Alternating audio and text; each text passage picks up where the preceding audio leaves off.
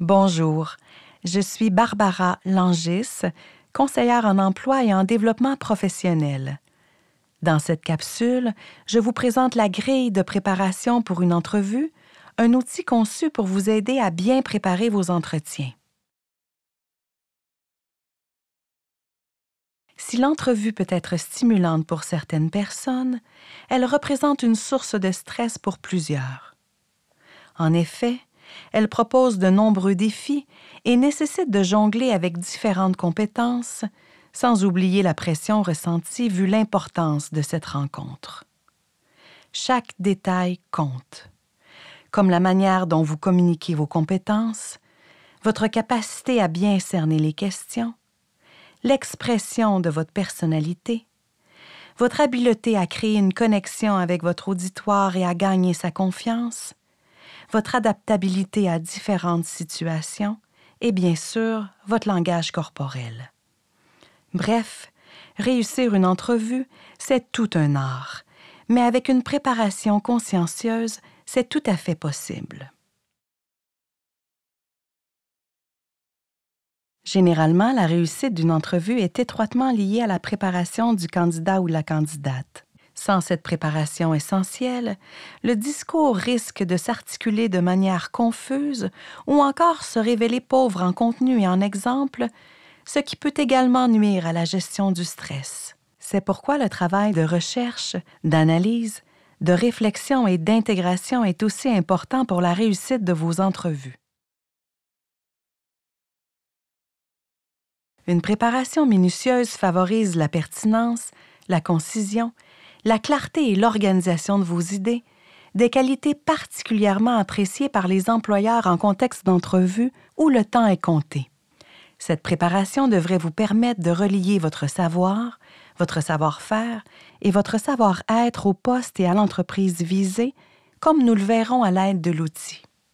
Bien entendu, la préparation ne garantit pas le succès, mais elle vous permet assurément de vous présenter avec plus de confiance, de disponibilité et d'ouverture, ce qui facilite la gestion du stress et améliore votre capacité à répondre aux situations imprévues ou complexes.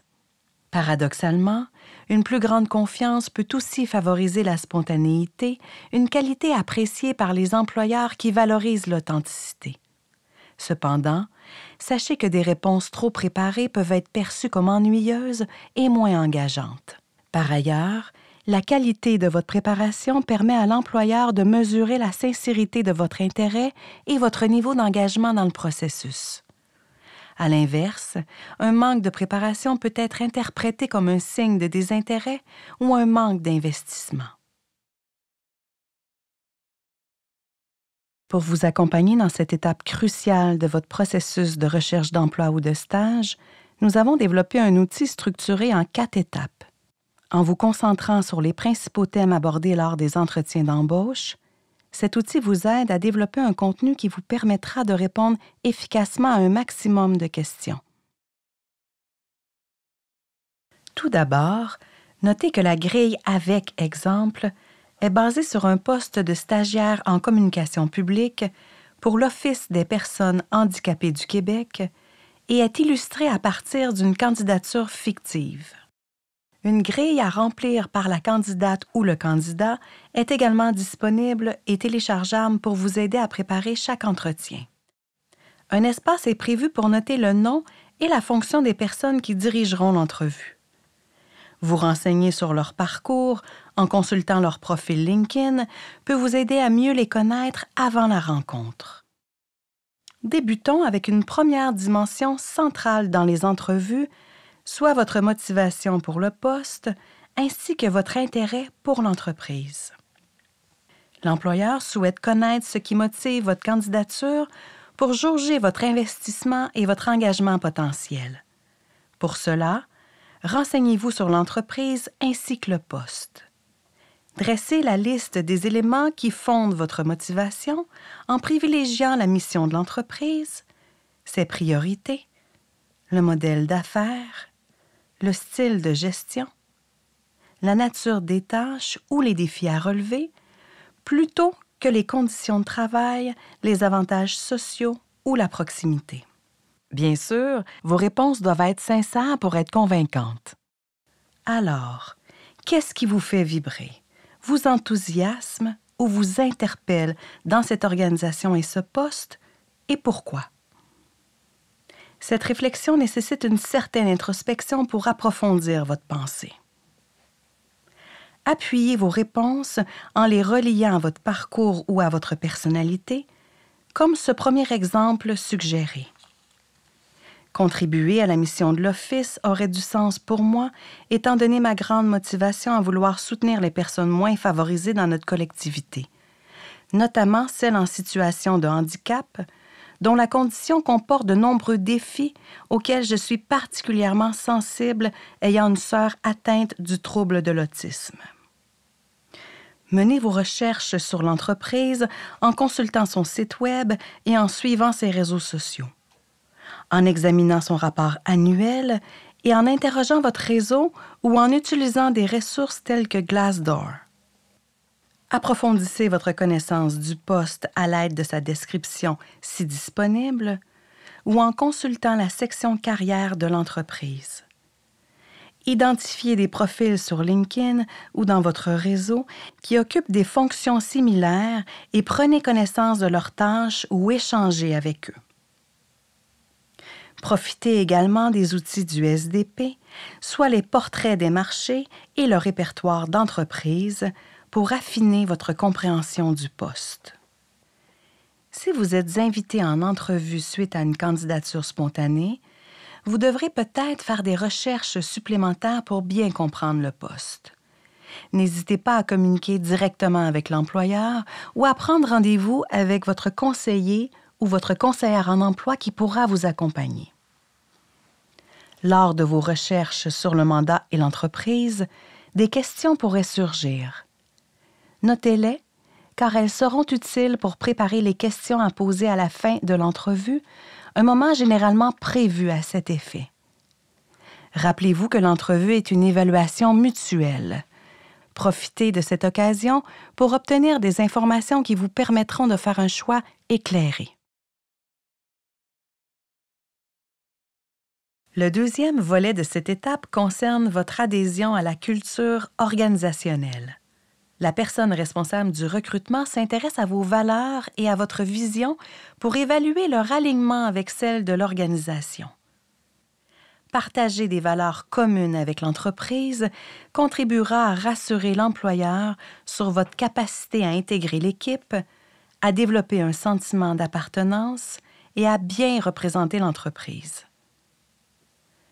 Pour découvrir les valeurs de l'employeur, consultez la section « À propos » ou « Mission » de son site, ses orientations stratégiques et sa culture organisationnelle dans son rapport annuel. Les contenus partagés par l'entreprise sur ses réseaux sociaux peuvent également révéler ses valeurs. Identifiez celles qui résonnent le plus en vous. Souvenez-vous que vos valeurs se reflètent dans ce à quoi vous attachez le plus d'importance. Elles orientent vos décisions et incarnent ce à quoi vous aspirez. Toutefois, les valeurs ne sont pas simplement théoriques. Elles doivent s'enraciner dans votre quotidien. C'est pourquoi il est essentiel de trouver des exemples concrets qui les illustrent. Par exemple, tout le monde peut affirmer valoriser la santé. Mais concrètement, quelles habitudes de vie saine avez-vous mises en place? Pour cette personne candidate, la valeur de l'équité sociale se manifeste par du soutien auprès d'une collègue d'études en situation de handicap, un engagement social auprès de la Fédération québécoise de l'autisme et un don annuel à Centraide. L'étape 2 vise à établir des liens pertinents entre votre profil et les besoins de l'employeur. Tout au long de l'entrevue, la personne responsable du recrutement évaluera si vous possédez les connaissances, les compétences et les qualités professionnelles requises. Ces informations lui permettront de prendre une décision éclairée quant à votre candidature. Cette partie est un peu plus dense, car elle constitue le cœur de votre préparation. Pour faciliter votre travail, elle est divisée en plusieurs tâches. Analysez le poste, illustrez votre discours avec des exemples et, s'il y a lieu, gérez les écarts entre votre profil et les exigences du poste. La première tâche, qui consiste à analyser le poste, est une étape importante pour structurer votre préparation. Commencez par repérer les verbes d'action dans l'offre, tels que rédiger, analyser, communiquer, etc. Ces verbes indiquent précisément les compétences requises pour le poste. Ensuite, identifiez les connaissances nécessaires. Celles-ci peuvent être explicitement mentionnées dans l'offre ou déduites de la description des fonctions et parfois des exigences. Enfin, cernez les qualités professionnelles recherchées. Elles sont souvent mentionnées dans la section « Exigences » de l'offre ou peuvent être déduites des défis associés au poste. Soyez sélective ou sélectif et concentrez-vous sur les éléments essentiels pour accomplir efficacement les missions associées à ce rôle. La deuxième tâche consiste à soutenir et à illustrer votre discours, une compétence essentielle pour la réussite de vos entretiens.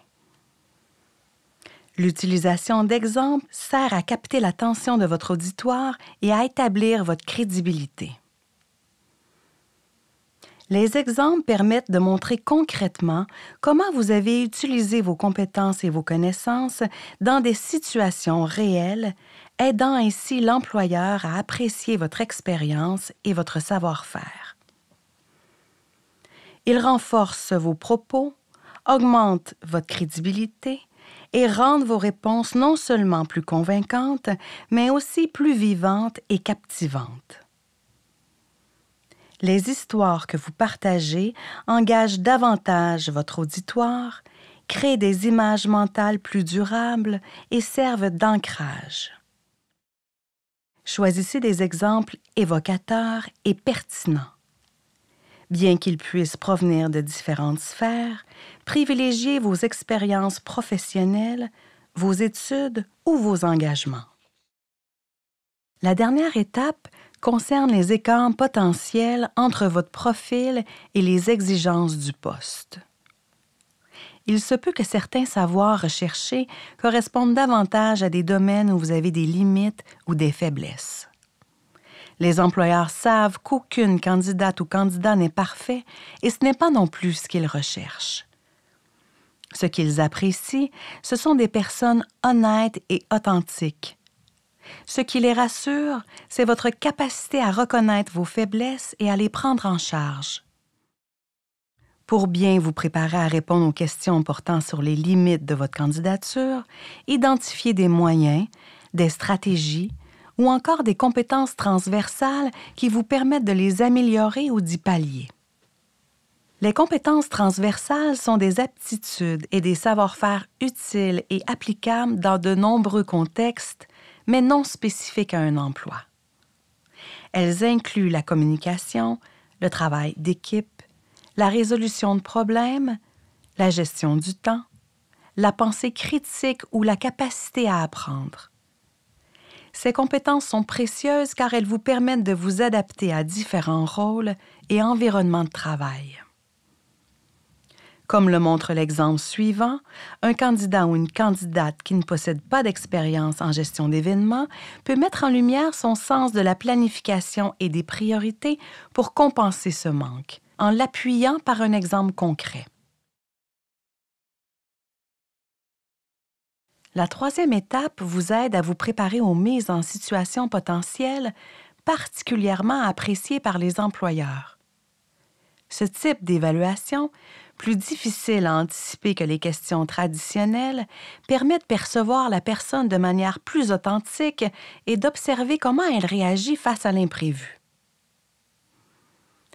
Ces mises en situation permettent également d'évaluer votre processus de résolution de problèmes, ainsi que diverses compétences ou qualités, telles que la capacité d'analyse, le jugement, la créativité, le sens des priorités, l'éthique professionnelle, la capacité à résoudre des conflits, le travail en équipe, etc. Comme les mises en situation ne sont jamais choisies au hasard, inspirez-vous des attentes spécifiques du poste, du contexte de travail, ainsi que des rôles et des enjeux liés au mandat. Ces éléments vous fourniront des indices pour anticiper des scénarios possibles et identifier quelques problématiques potentielles. Réfléchissez ensuite à une démarche de résolution de problèmes en explorant diverses pistes de solutions. Dans cet exemple, on peut facilement imaginer qu'une erreur se glisse dans la rédaction d'un communiqué. La personne candidate commence par rédiger un erratum, ce qui démontre son sens des priorités.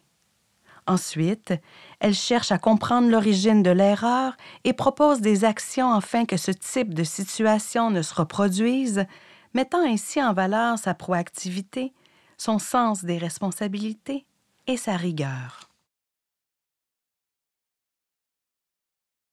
La dernière étape consiste à valoriser ce qui vous rend unique. L'employeur s'intéresse tout particulièrement à votre singularité car elle lui offre une perspective sur la manière dont votre contribution pourrait enrichir la dynamique de l'équipe et soutenir le développement de l'organisation. Vous pensez n'avoir rien de plus à offrir qu'une autre personne? Attention au piège de la comparaison aux autres. Concentrez-vous plutôt sur ce qui vous distingue. Quel talent vous met en valeur? Comment vos collègues, professeurs, supérieurs ou vos proches vous perçoivent? Quels qualificatifs reviennent souvent pour vous décrire? Commencez par identifier les éléments de votre profil qui constituent une valeur ajoutée.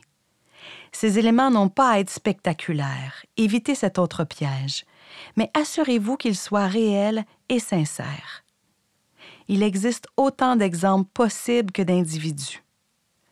Cela peut être une particularité de votre parcours, un atout, une réalisation personnelle ou professionnelle, un trait de personnalité, votre couleur, une valeur qui vous définit, votre essence, ou toute autre caractéristique valorisant votre contribution potentielle. Ensuite, comme pour chacune des étapes précédentes, trouvez des exemples concrets qui soutiennent ou illustrent ces éléments. Finalement, liez ces éléments avec les caractéristiques du poste ou de l'entreprise afin de montrer comment ces atouts vous permettront de vous approprier les mandats, de relever les défis, d'innover, de dynamiser l'équipe ou de contribuer à la mission de l'entreprise. Dans l'exemple, le candidat ou la candidate montre efficacement comment son sens de l'humour, reconnu et apprécié par ses pairs, facilite son intégration au sein de nouvelles équipes et contribue positivement au climat de travail. Nous avons parcouru ensemble les différentes étapes de cette grille de préparation à l'entrevue. En vous appropriant la démarche et en vous investissant dans votre préparation, vous maximiserez vos chances de présenter le meilleur de vous-même tout en vous sentant plus confiant et prêt à relever les défis de l'entretien. Si vous avez besoin davantage de soutien dans votre préparation ou si vous souhaitez pratiquer les questions d'une entrevue, prenez rendez-vous avec votre conseillère ou votre conseiller en emploi. Pour plus de conseils, d'outils ou de ressources au sujet de l'entrevue, consultez ce lien. Bon succès et au plaisir!